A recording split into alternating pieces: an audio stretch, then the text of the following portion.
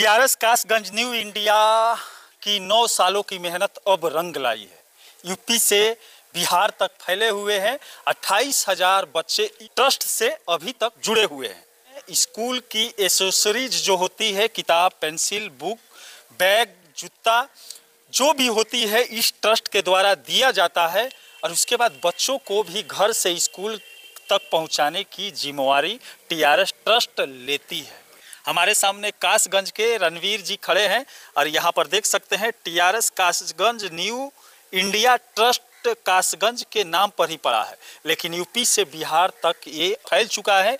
बहुत बच्चे के परिजन अपने बच्चों को इस ट्रस्ट से जोड़ रहे हैं क्योंकि इनके ट्रस्ट के द्वारा लाभ प्रदान बच्चों को दिया जा रहा है। क्या जी? जी जी, क्या हाल है आपका? बढ़िया। आप लोग बच्चों के लिए क्या करते हैं? हम तो वैसे समाज सेवा का कार्य कर रहे हैं, लेकिन समाज सेवा करेंगे तो घर भी चलाना है, तो हमने बच्चों के लिए सुविधा कर रखी है। जो भी बच्चा हमारे एनजीओ से सामान खरीदता है उसे घर से लेके स्कूल तक हम लोग मतलब देखते हैं, मतलब एक तरह से बच्चों को गोद ले लेते हैं। उसकी पढ़ाई लिखाई सारी जिम्मेदारी हम लोग ले लेते हैं कि भाई ये हमारा बच्चा है। वैसे देखा जाए तो शिक्षा के प्रति सरकार ने बहुत सारे कदम उठाए हैं, लेकिन गरीब बच्चों तक पहुँच नहीं पाते।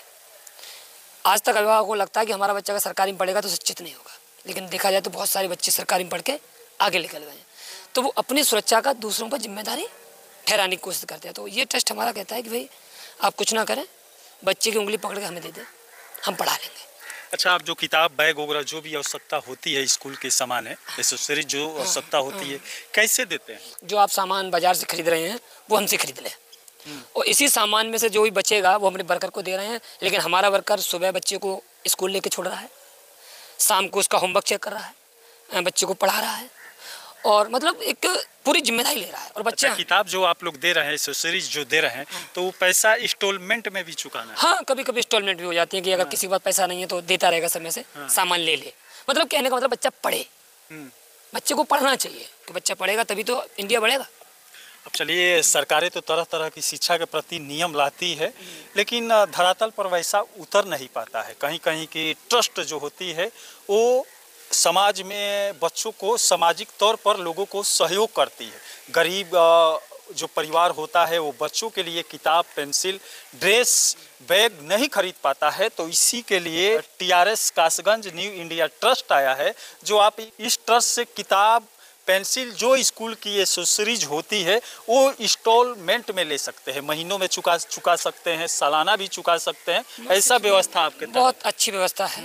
और हमारा मतलब एनजीओ का जो 2 प्रावधान थे, पहला प्रारंभ था कि एक गांव में एक रोजगार मिल जाए किसी को, क्योंकि देखभाल करेगा तो रोजगार मिलेगा, उसे नौकरी मिलेगी, 5 से 10 हज़ार रुपये मंथली की। दूसरा सबसे बड़ा फायदा था कि मेरे बच्चे जो आज सुबह सोकर उठ नहीं पा रहे हैं उन्हें हम 5 बजे उठा के स्कूल छोड़ाते हैं, तो बच्चे भी पढ़ना। अच्छा, गार्जियंस हमारे आज देखा जाए तो 2 ही राज्य यूपी बिहार, जहाँ पे देखा जाए तो गरीबी सही मात्रा में है। यहाँ के लोग आपको हर रेलवे जनरल बोगी में मिल जाएंगे, तो वो सुबह खेत में निकल गए काम करने या बकरी चलाने निकल गए, तो उनके बच्चों का जो भविष्य था वो कहीं ना कहीं बिगड़ रहा था। अब तो हम ये प्रशंसा कर रहे हैं जुलाई से कि स्कूल में अगर हमने बच्चा डाल दिया सरकारी स्कूल में तो स्कूल से भाग भी नहीं सकता, हम बाहर बैठे मिलेंगे। हम अपनी इस योजना को सुरक्षा गार्ड के रूप में यूज कर रहे हैं कि बच्चा स्कूल घुस गया तो छुट्टी के बाद ही निकलेगा, अब बीच में नहीं निकल सकता।